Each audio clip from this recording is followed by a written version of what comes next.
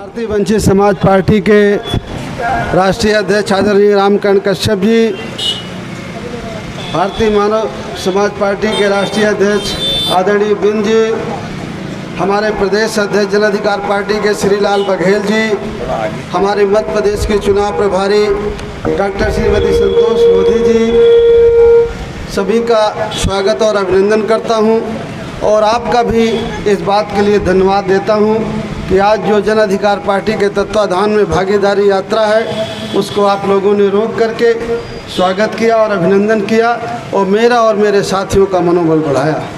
साथियों, हमारी ये यात्रा भागीदारी यात्रा है।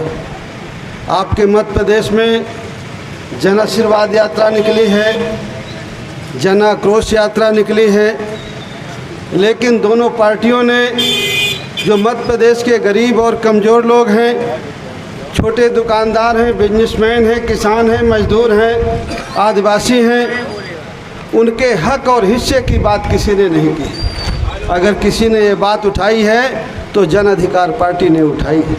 आज़ादी के 76 साल बाद आज हम बाबा साहब अम्बेडकर के प्रतिमा के पास हैं। बाबा साहब अम्बेडकर ने हमें संविधान लिख करके दिया। अब उस संविधान में ये व्यवस्था है कि इस देश और प्रदेश की जो सरकारें बनेंगी उनकी जिम्मेदारी होगी कि हमारे देश का कोई भी बच्चा अशिक्षित नहीं रहेगा, उसको फ्री शिक्षा दी जाएगी। क्या ये एक बात जो संविधान में है वो आज तक पूरी हुई? मध्य प्रदेश के बच्चों को शिक्षा मिली, मध्य प्रदेश के बच्चों को रोजगार मिला। कहीं पर भी मध्य प्रदेश में पिछड़े आदिवासी और दलित और अक़लियत के बच्चे को या किसान को कोई हक हिस्सा नहीं मिला है। इसलिए हम चाहते हैं कि जाति जनगणना हो और जाति जनगणना के आधार पर जो रिजल्ट आए, हर क्षेत्र में जिसकी जितनी संख्या हो उस संख्या के हिसाब से उसे भागीदारी, चाहे वो सरकारी नौकरियों का मामला हो, चाहे वो प्राइवेट सेक्टर का मामला हो, चाहे सरकार द्वारा दिए जाने वाले ठेके पट्टे हों, चाहे सरकारी ज़मीनों में जो खनिज संपदा पैदा होती है वो हो, हर जगह जिसकी जितनी आबादी है उस आबादी के हिसाब से उसे हिस्सा मिलना चाहिए। मिलना चाहिए कि नहीं मिलना चाहिए? हमारे बच्चों को रोज़गार मिलना चाहिए कि नहीं मिलना चाहिए? लेकिन ये काम करना उन्हीं का है जो हमारी वोट से जीत करके भोपाल और दिल्ली जाते हैं। और जब हम ऐसे लोगों को जिताते हैं जो नहीं चाहते हैं कि हमें और हमारे बच्चों को हक हिस्सा मिले, जब हम राजा और महाराजा को हमेशा और महाजन को जिताते रहेंगे, जिनके हम सदियों से गुलाम रहे, वो कभी नहीं चाहेंगे कि एक गरीब का, किसान का, पिछड़े का, दलित का बच्चा उनकी बराबरी में होकर खड़ा हो जाए। और जब तक उनको जिताएंगे, कभी कोई किसान की बात करने वाला दिल्ली में और भोपाल में आपका नहीं होगा। अगर आपकी कोई आवाज़ उठाएगा, अगर आपके लिए कोई लड़ेगा, तो वो किसान का, गरीब का, मजदूर का बेटा होगा जो आपकी आवाज़ उठाएगा और आपके लिए लड़ेगा। इसलिए हम अपील करने के लिए आपसे आए हैं कि अगर आपको अपना हक हिस्सा चाहिए, अपने बच्चों को फ्री शिक्षा चाहिए, अपने बच्चों को रोज़गार चाहिए, किसान को खाद बीज सस्ती चाहिए, बिजली फ्री चाहिए सिंचाई के लिए, तो उसके लिए ज़रूरी है कि जब उनके बीच का बेटा, किसान का, गरीब का, मजदूर का बेटा चुन करके भोपाल में जाएगा, वो उनके साथ खड़ा होगा, वो उनकी आवाज़ उठाएगा। कोई राजा और महाराजा और महाजन का बेटा उनकी आवाज़ नहीं उठाएगा। आप ध्यान से सोचिए, क्या राजा ने कभी गरीबी देखी है? क्या वो किसान है? क्या वो मजदूर है, आदिवासी है?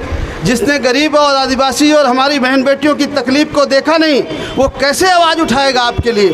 इसलिए हम आपसे अपील करने आए हैं कि आप चाहते हैं इस आज़ाद भारत में हम भी आज़ादी का महसूस कर सके, तो आपको अपने लोगों को जिता करके भोपाल और दिल्ली में भेजना हो।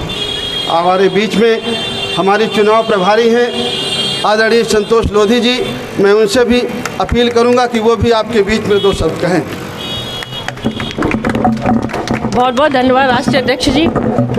देखिए, आपके चरणों में डॉक्टर संतोष सिंह लोधी का नमन।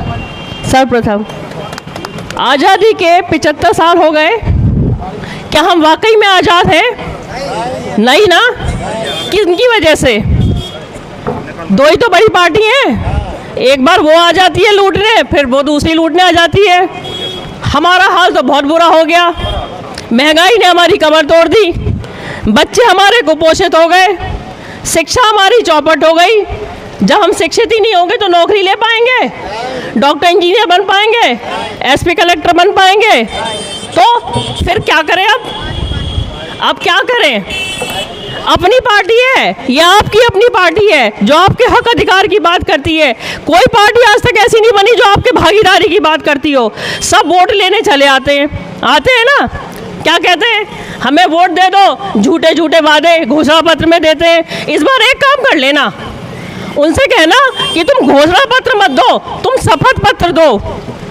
अब तुम क्या रहो, शपथ पत्र, जो तुम वादे करो तो हमें तुम चैलेंज तो कर ले, तुमने हमने कैसे लूटा।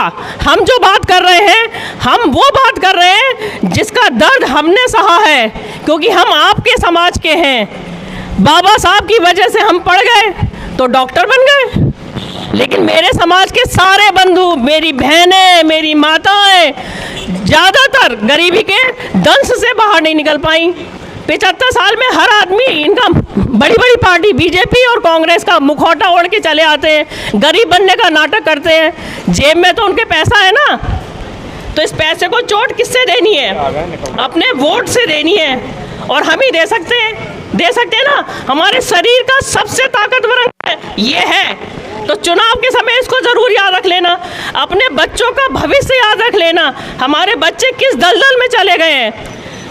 जैसे उनके बच्चे कहते हैं ना, मैंने पोस्टर देखे, शिवराज मामा ने लगा रखे हैं, आपके मामा ने, मैं शिवराज परिवार का हिस्सा, बहुत सारी मैंने देखा है ना, तुम लोगों ने, आप लोगों ने तो देखा है ना। तो भैया, अगर मैं उनके परिवार का हिस्सा हूँ तो मेरा बच्चा भी तो विदेश में पढ़ना चाहिए कि नहीं चाहिए? मामा का बच्चा तो विदेश में पढ़ रहा, हमारा 5वीं क्लास में नहीं पढ़ने देते, हमारा बच्चा कांवड़ होता है ना। तो अगर हम उनके परिवार के हिस्से हैं तो हमारा भी स्तर वही होना चाहिए ना जो मामा का है, किसी बातों में, नारों में। तो इस बार व्यवस्था परिवर्तन करना है और अपना हक हिस्सा लेना है। उसके लिए आपके बीच में हमारे राष्ट्रीय अध्यक्ष बाबू सिंह कुशवाहा हमारे इंजन बन के आए, और हमको इनका डिब्बा बन के इस बार भोपाल पहुंचना है, खुद को विधायक बनाना है, खुद अपने नियम कानून बनाने हैं। अपनी हक हिस्सेदारी तो हम ले ही लेंगे, जब हम पहुंच जाएंगे ना वहाँ तो हम ले लेंगे। आपने समय दिया, बहुत बहुत धन्यवाद।